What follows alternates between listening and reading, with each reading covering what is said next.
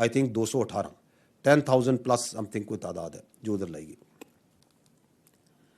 اور ان میں سے بھی لگ بھگ 80%, تقریباً 7,940 کے قریب جو کیسز ہیں وہ مسنگ پرسنس کے اس کمیشن نے ان کو ریزالو کر لیا. دیٹ مینس کہ دے ہیو بین فاؤنڈ کہ وہ کدھر ہیں, وہ لوگ ٹریس ہو گئے ہیں, ان کو ریزالو کر دیا گیا ان کیسز.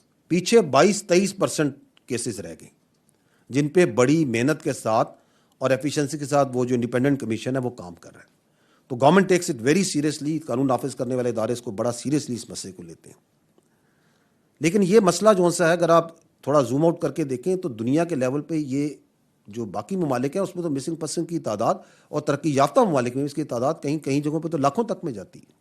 ہمارے پاس تو یہ تعداد تقریباً 10,000 کے قریب ہے, جس میں سے بھی تقریباً 80% لوگوں کو ٹریس کیا جا چکا ہے.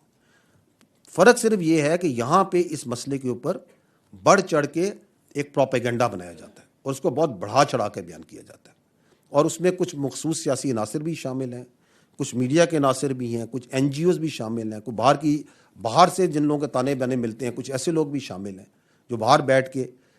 میں جو آپ نے سوال کیا, میں کہتا ہوں آپ یہ سوال کیوں نہیں لوگوں سے کرتے, ان سے سوال ان لوگوں سے جو مسنگ پرسن کا پروپیگنڈا کرتا ہے, آپ ان سے یہ نہیں پوچھتے کہ کیا یہ حقیقت نہیں ہے کہ افغانستان میں جو ٹی ٹی پی ہے, ابھی میں نے آپ کے سامنے ایک ویڈیو بھی رکھی اور ہم آپ کے سامنے شواہد میڈیا پہ سامنے رکھتے رہتے ہیں, کیا یہ حقیقت نہیں ہے کہ افغانستان میں ٹی ٹی پی کے دہشت گرد موجود ہیں؟ کیا یہ حقیقت نہیں ہے کہ وہ اپنی فیملیز کے ساتھ ہزاروں کی تعداد میں وہاں موجود ہیں؟ کیا یہ حقیقت نہیں ہے کہ بی ایل اے کے دہشت گرد بھی پڑوسی ممالک میں موجود ہیں, ان کی فیملیز بھی موجود ہیں؟ کیا ان کو وہاں پر پناہ گاہیں اور سہولت کاری نہیں پرووائڈ کی جا رہی؟ یہ حقیقت ہے, آپ سب جانتے ہیں. انہی لوگوں کو آپ مسنگ پرسنس کی لسٹ میں ڈال کے قانون نافذ کرنے والے اداروں کے اوپر ڈال دیں کہ جی یہ انہوں نے غائب کیے ہوئے. یہ کون سا آئین, کون سا قانون, کون سی منطق اس بات کی اجازت دیتی ہے؟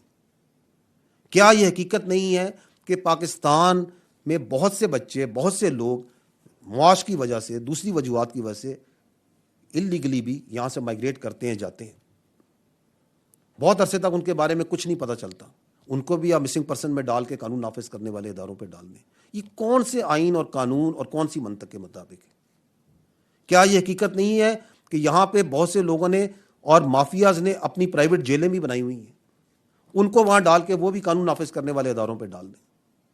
تو دیکھیں, ہمیں اس کو ٹوٹیلٹی میں دیکھنا پڑے گا. اس کی مثالیں آپ کے سامنے ہیں. ابھی گوادر پورٹ اتھارٹی کمپلیکس میں نے اپنی بریفنگ میں ذکر کیا, بڑا یہ دہشت گردانہ واقعہ ہوا. اس میں ایک دہشت گرد تھا B L A Majeed brigade کا, جان محمد. اس کی بہن خود آئی, آپ نے شاید چینلز پہ ٹی وی میں دیکھا بھی ہو کہ شی کلیم دی باڈی, اس نے اپنے بھائی کی ڈیڈ باڈی کلیم کی, اس نے کہا یہ بی ایل اے جوائن کر گیا تھا. وہ جو دہشت گرد تھا وہ مسنگ پرسن کی لسٹ میں بڑے نمایاں طور پہ اس کا پرچار کیا جاتا تھا کہ یہ جون سا ہے مسنگ پرسن ہے. اس سے کچھ عرصہ پہلے وہ مچ کا جو حملہ ہوا اس میں دہشت گرد تھا عبد الودود ساتکزئی, وہ بھی مسنگ پرسن کی لسٹ میں شامل تھا. تو اس لیے میں یہ کہہ رہا ہوں کہ یہ ایک پیچیدہ مسئلہ ہے, اس میں بہت جھوٹا پروپیگنڈا بھی کیا جاتا ہے. پلیز انڈرسٹینڈ کہ حکومت اس کو بہت سیریسلی لیتی ہے, اور جو کیس جینون کیس آتا ہے اس کے اوپر تمام ایجنسیز, قانون نافذ کرنے والے ادارے, سول ادارے اس پہ اپنا انپٹس دیتے ہیں, اس کو ٹریس کیا جاتا ہے, اور جب تک اس کو ریزالو نہیں کر دیا جاتا اس پہ کوئی چین سے نہیں بیٹھتا. اور جن لوگوں کا یہ ایشو ہے, واقعی جس کا کوئی بھائی بہن, کوئی بچہ, ماں باپ مسنگ ہو جائے اور نہ پتہ چلے, we understand how painful it is for that family, socially, legally, from all aspects, and government is trying hard to resolve that issue, اور اس کے لیے ہر ممکن کوشش کی جا رہی ہے.